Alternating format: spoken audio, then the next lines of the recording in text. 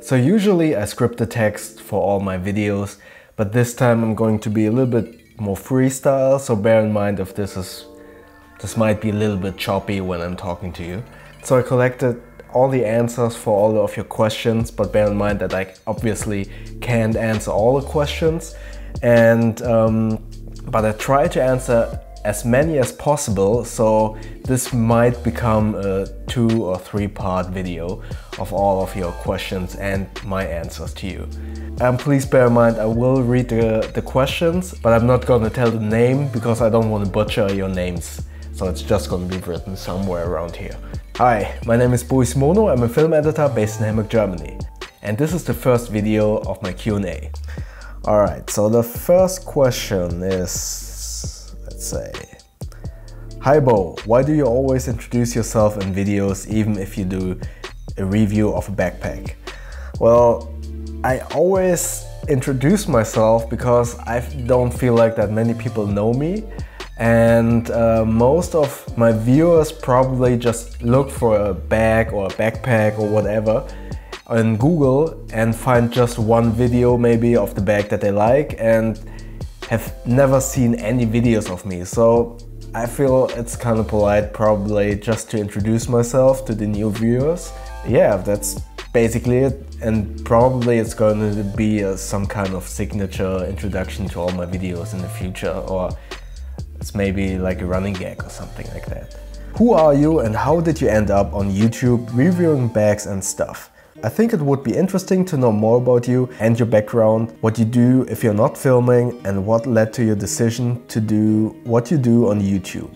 Well, I guess from my introduction you already know my name and my profession, but to give you a little bit more about me, it's I was born and raised in Germany, but my parents are both Indonesian, and I've been working in the film industry since about 2001, but I started editing since 2002, and I have been a freelance film editor for about 9 years, I think. So I've always been interested in filming, editing and shooting and directing. So in between I have been doing some photography because I just like the gear and cameras and stuff, and I have been doing some directing, but I always stick with editing because I liked it the most. So I've been editing mostly commercials and have been in this advertising world quite a bit. And most of the commercials are always like a teamwork. You have a big crew that is involved in creating a film, a commercial, a music video, etc. And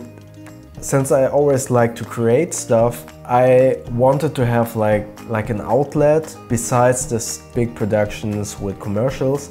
I just wanted to do my own stuff, like doing some short films, doing some specs. So yeah, that's why I started just filming some small videos, and I've always been watching YouTube, and I've seen a lot of tech viewers like Jonathan Morrison, MKBHD, etc. And I just liked what they did and wanted to do some of my own videos. So I started with some tutorials, some camera gear and stuff like that. How did you get involved with carrierology? I was looking for a bag, and I always seen the Gorak company.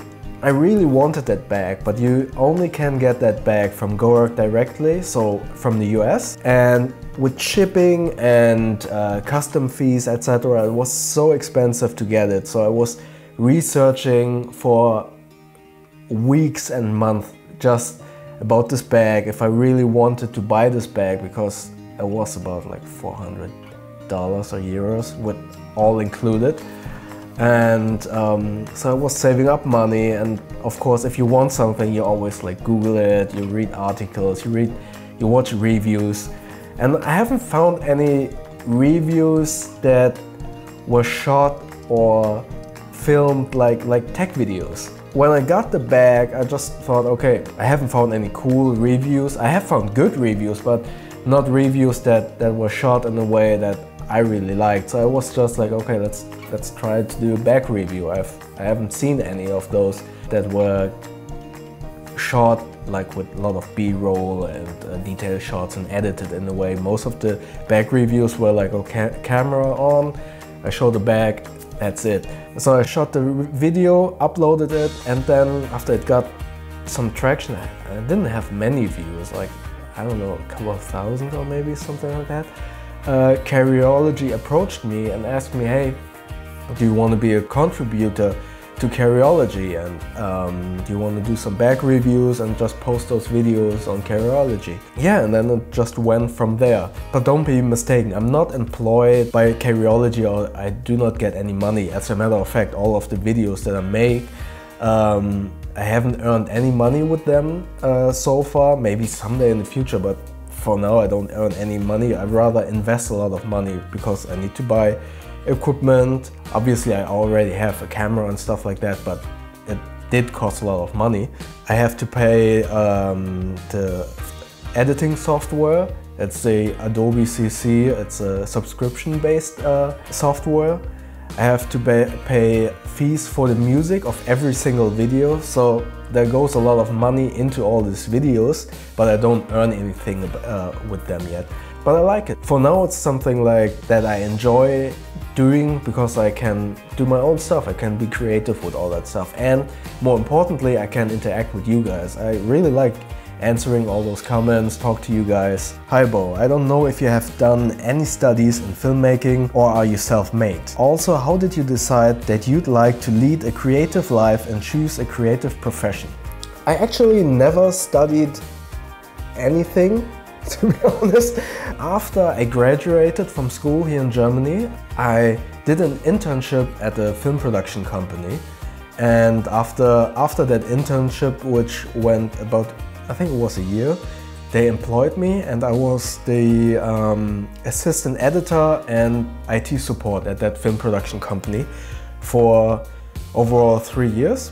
Afterwards, I went to another film production company and then to a post-production house here in Hamburg. Overall, I was about 7 years employed, and then I became a freelance film editor. So basically I did everything learning by doing. I always preferred doing stuff, creating stuff, and I was not a good learner, to be honest. Every time I read a book, even if it's a topic that interests me, I was always like falling asleep. And my grades at school weren't that good. So I decided to do just an internship and I learned everything by myself, and it worked out pretty well so far. Can you take us through a typical day in your life? I would say that my typical day is pretty boring actually. If I don't have a job lined up, I most of the time try to create some new videos. Twice a week I do ninjutsu, which is the martial arts. I like playing PlayStation. I love watching movies, Netflix, series. I'm currently getting my driver's license for motorbikes. Yeah, that's about it. It's not that interesting, which is basically why I don't do vlogging. It would be pretty boring. How's life in Hamburg? Hamburg is pretty great. Come visit. It's a great city. It's pretty cold sometimes. It rains all the time, which is actually why I haven't continued Bowler Survival. I thought I'd do some filming outside if I do some survival stuff, but if it's raining, I'm used to rain obviously if I go outside with the dogs, but the camera isn't weatherproof, so I can't take it outside and film. Yeah, so stay tuned for Bowler Survival as soon as summer's here. Can you talk a little bit of German? Ja, klar kann ich Deutsch sprechen. Wahrscheinlich willst du einfach nur wissen, ob ich überhaupt Deutsch sprechen kann, weil die meisten Berliner sprechen ja eh Englisch, glaube ich. What car do you drive? I actually don't own a car because I hate driving. Or I don't hate driving, but I hate being stuck in traffic and looking for a parking space and stuff like that. So I don't bother with owning a car, to be honest. Can you talk about the white moose head and your motorcycle? This white moose head is actually from a store called Butler's. It's an interior design store here in Hamburg. And can you talk about your motorcycle? I don't have a motorcycle yet. Next week is my final driver's license exam, and I am actually quite nervous about it, so hopefully I get it. And as soon as I have the driver's license, I want to buy a Yamaha XSR 700. Wish me luck that I get the driver's license. What's your favorite food? What are your favorite apps on your phone? And who's your favorite YouTuber? My favorite food, that's a lot. But I prefer, I think if it comes down to my top 3 in not a particular order, it would be sushi, burgers and Mexican food. Although Indonesian food is pretty good as well. Steaks are good too. Pasta is good. I don't know, it's a lot. My favorite app is probably Instagram. Check me out at You Know The Bow. And YouTube. And favorite YouTuber, oh yeah, so many. It would be unfair to name a few and then maybe I forget someone, but it's a lot. Would you rather fight a 1 horse-sized duck or 100 duck-sized horses? I think a horse-sized, well, that's difficult to say. A horse-sized duck is pretty scary, so I probably would take just a couple of small, 100 duck-sized horses. I would go with that. Do you like football? I actually have no clue about sports. I like martial arts and I like to watch UFC, but as soon as a ball is involved, I am actually quite clueless. What is your favorite travel destination or destinations? Last year we went to the Maldives for my wife's and I honeymoon. That was pretty cool though, but my favorite place to visit is actually Indonesia. You seem to travel a lot, have a lot of gear, etc. What are your best tips for saving money and still paying off your responsibilities like food, rent, etc.? I think it's a little bit of a misconception that YouTubers or everyone around social media travels a lot, because with all social media you obviously can edit all the pictures, all the videos, and it might seem that you travel a lot, but I haven't been traveling this year at all, just to a city which is only 1 hour away from here. And I think the last time I have flown was my honeymoon half a year ago. So I'm not traveling that much, and in terms of gear I don't own that much. I mean, this is a 2014 MacBook Pro. I'm not gonna upgrade to the new one, and I only have 1 camera, which is actually an entry-level camera. It's a Alpha 6300 with a kit lens, so I don't have that much gear or anything. But the most important tip that I can give you, that I always do, is like when I crave a new phone, a new camera or any technical gadget, I like gadgets, I usually, instead of instantly buying it or obsessing about getting it, I write the item down on a piece of paper in a notebook and just stick it on my fridge or on the table or something, and then I wait at least 2 weeks, but usually a month. And after the month I take a look at that item and I still want that item. If I have enough money I will get it. But usually after that month I have realized that my phone is good enough or my camera is good enough and I don't need that new item, or I don't need that lens because the kit lens is working out pretty well.